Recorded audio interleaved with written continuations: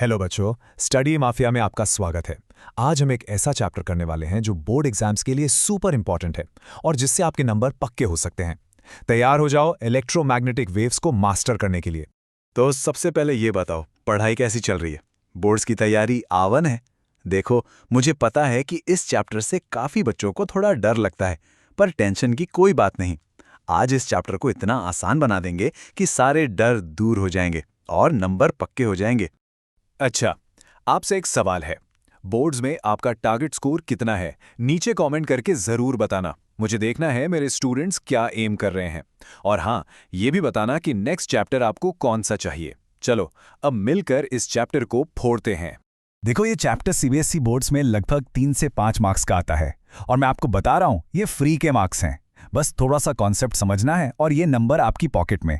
बहुत ही स्कोरिंग और छोटा सा चैप्टर है ये। तो चलिए शुरू करते हैं सेक्शन 1 से, मैक्सवेल्स यूनिफाइंग आइडिया। ये इस पूरे चैप्टर की नींव है, आत्मा है।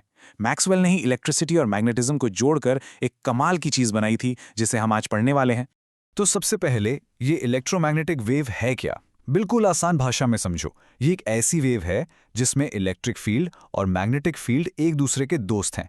दोनों एक दूसरे को पैदा करते हैं। और ये बनती कैसे है? जब कोई चार्ज एक्सेलरेट करता है, यानी अपनी स्पीड बढ़ाता है, तब ये वेव पैदा होती है। इस साइकिल को आराम से समझो। देखो, सबसे पहले एक चार्ज एक्सेलरेट हुआ। इससे क्या हुआ? एक बदलता हुआ यानी चेंजिंग इलेक्ट्रिक फील्ड बना। और हम जानते हैं कि चेंजिंग इलेक्ट्रिक फील्ड क्या बनाता है? एक चेंजिंग मैग्नेटिक फील्ड। और फिर यही चेंजिंग मैग्नेटिक फील्ड वापस से एक चेंजिंग इलेक्ट्रिक फील्ड बना देता है। ये साइकिल चलती रहती है और वेव आगे बढ़ती जाती है। इसको नोट कर लो, ये बोर्ड में इंपॉर्टेंट है। अच्छा, ये सब पॉसिबल कैसे हुआ? इसके पीछे मैक्सवेल का एक ब्रिलियंट आइडिया था जिसे कहते हैं डिस्प्लेसमेंट करंट। ये एम्पियर्स लॉ में एक छोटा सा करेक्शन था, पर इसने पूरी कहानी बदल दी। मैक्सवेल ने बताया कि बदलता हुआ इलेक्ट्रिक फ्लक्स भी एक करंट की तरह बिहेव करता है और इसी की वजह से वेव आगे बढ़ पाती है। इसने पूरा पजल सॉल्व कर दिया। चलो, अब हम ये तो समझ गए कि ये वेव्स पैदा कैसे होती हैं। अब चलते हैं अपने सेक्शन 2 पर, जिसमें हम देखेंगे कि ये ट्रैवल कैसे करती हैं। इनकी प्रॉपर्टीज को समझना एग्जाम के लिए बहुत जरूरी है। ये हैं इनकी 5 मेन प्रॉपर्टीज जो अक्सर एग्जाम में पूछी जाती हैं।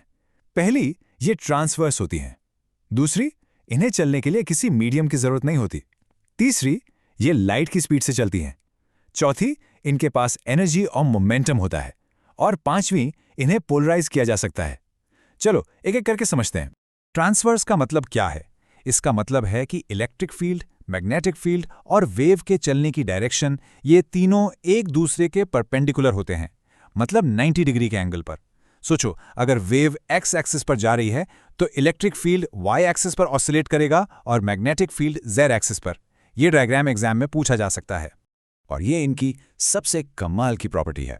इन्हें चलने के लिए हवा, पानी जैसा कोई मीडियम नहीं चाहिए।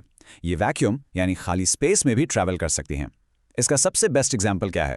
सूरज से आने वाली रोशनी। वो इतने लंबे वैक्यूम से ट्रैवल करके ही तो हम तक पहुंचती है। और इनकी स्पीड?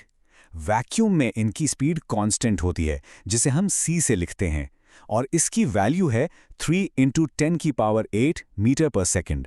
सबसे हैरान करने वाली बात यह है कि रेडियो वेव से लेकर गामा रे तक सभी EM वेव्स इसी स्पीड से चलती हैं। ये एक यूनिवर्सल कांस्टेंट है। तो अगर सबकी स्पीड सेम है तो ये अलग अलग कैसे हुई? इसका जवाब है सेक्शन 3 में, द फुल EM स्पेक्ट्रम। इसको आप एक परिवार की तरह समझो। सबका सरनेम सेम है, स्पीड ऑफ लाइट, लेकिन सबके नाम अलग अलग हैं। और ये नाम उनकी वेवलेंथ और फ्रीक्वेंसी पर डिपेंड करते हैं, जिससे उनके काम भी अलग अलग हो जाते हैं। देखो ये टेबल, ये बहुत स्कोरिंग है। सबसे पहले हैं रेडियो वेव्स जो कम्युनिकेशन और टीवी में यूज होती हैं। फिर आती हैं माइक्रोवेव्स जिससे आप घर में खाना गर्म करते हो। फिर है इंफ्रारेड जो आपके टीवी के रिमोट में होती है। उसके बाद आता है छोटा सा हिस्सा विजिबल लाइट जिससे हम देख पाते हैं। फिर आती है अल्ट्रावायलेट, एक्सरेज जिससे मेडिकल इमेजिंग होती है। और सबसे आखिर में आती हैं सबसे पावरफुल गैमा रेज। सबका एक एक यूज याद कर लेना, एग्जाम में काम आएगा। अब इनकी वेवलेंथ और फ्रीक्वेंसी में एक उल्टा रिश्ता है। मतलब अगर वेवलेंथ लंबी होगी जैसे रेडियो वेव्स की, तो फ्रीक्वेंसी सबसे कम होगी। और अगर वेवलेंथ बहुत छोटी होगी जैसे गामा रेज की, तो फ्रीक्वेंसी सबसे ज्यादा होगी। फॉर्मूला याद है ना? C = nu × lambda. एक बढ़ेगा तो दूसरा घटेगा। और एक चीज और, एनर्जी का सीधा रिश्ता फ्रीक्वेंसी से है। मतलब जितनी ज्यादा फ्रीक्वेंसी उतनी ज्यादा energy. E is equal to H nu. इसीलिए गामा रेज इतनी एनर्जेटिक और डेंजरस होती हैं, और रेडियो वेव्स की फ्रीक्वेंसी कम होती है, इसलिए उनकी एनर्जी भी कम होती है और वो हार्मलेस होती हैं। चलो भाई, अब तक हमने सब कुछ डिटेल में समझ लिया। अब टाइम है एक क्विक रैपिड फायर रिवीजन का, ताकि बोर्ड एग्जाम के लिए सारे इंपॉर्टेंट पॉइंट्स आपके दिमाग में फिट हो जाएं। Section 4 final exam revision. तो फटाफट रिवाइज करते हैं। पहला point, EM waves accelerating charges से बनती हैं। दूसरा पॉइंट, चेंजिंग इलेक्ट्रिक और मैग्नेटिक फील्ड्स एक दूसरे को बनाते हैं और वेव को आगे बढ़ाते हैं। तीसरा पॉइंट, ये वैक्यूम में लाइट की स्पीड से ट्रैवल करती हैं। की प्रॉपर्टीज क्या हैं? ये ट्रांसवर्स होती हैं, यानी E, B और V तीनों परपेंडिकुलर। ये एनर्जी और मोमेंटम कैरी करती हैं, और ये रिफ्लेक्शन, रिफ्रैक्शन, पोलराइजेशन जैसे सारे वेव फिनोमेना शो करती हैं।